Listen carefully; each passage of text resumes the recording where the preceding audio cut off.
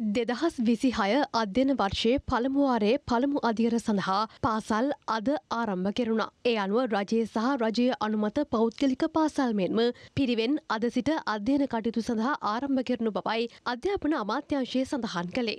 කළුතර ප්‍රාදේශීය ලේකම් කාර්යාලයටත් GovPay හරහා දැන් ඔන්ලයින් ගෙවීම් කරන්න පුළුවන්. 2026 අධ්‍යයන වර්ෂයේ පළමු වාරය පසුගිය දෙසැම්බර් මාස 9 වනදා නිකුත් කරනු ලැබූ චක්‍රලේඛය පරිදි ක්‍රියාත්මක වනවා.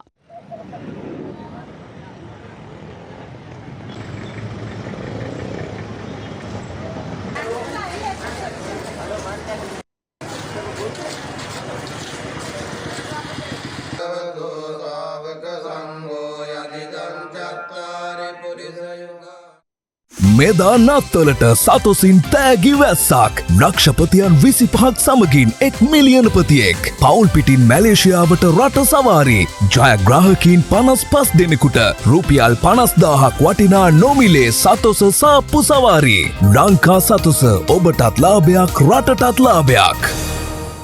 මේ අතර නිල ඇඳුම් සහ පෙළපොත් ලබා නොදී නව වසරේ ප්‍රථම පාසල් වාරය ආරම්භ කිරීම තුළින් දරුවන් දැඩි අපහසුතාවයකට පත්ව ඇති බවයි ලංකා ගුරු සංගමය පවසන්නේ. 2025 පාසල් වාරය දෙසැම්බර් මාසයේ අවසන් කරාට ඒ ළමයින්ට අදාළ පන්ති උසස් වීමුත් කරලා තියෙනවා. හැබැයි පෙළපොත් ලබා දීලා නැහැ. ආණ්ඩුවේ සම්බන්ධව කිසිදු උපදේශයක් ලබා දීලත් නැහැ. පන්ති උසස් වීම විතරයි කළේ. ඒකෙම නිල ඇඳුම නව වසරේ පාසල් යනකොට ළමයින්ට නිල ඇඳුම ලබා දීමට ආණ්ඩුව කටයුතු කරා පෞගේ කාලය පුරාම සිදුවෙච්ච දෙයක්. හැබැයි මේ වෙනකන් මේ වාරේ පටන් ගන්නකොටත් මේ නිල ඇඳුම ලබා දීමට වැඩපිළිවෙලක් නැහැ. දැන් මේක බරපතල කාරණයක්. රොමේනියා රැකියාවේ විශ්වාසී සන්නාමය සහස්ත්‍ර මහනුවර 1340 අංකයට දැන්ම අමතන්න.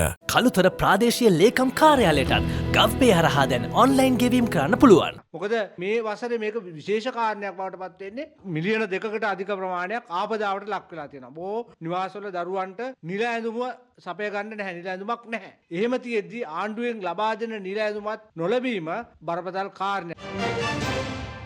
රටේ ලෝකෙ සිදුවන උණුසුම් පුවත් දැනගන්න සියත නිවුස් YouTube channel එක අදම subscribe කරන්න.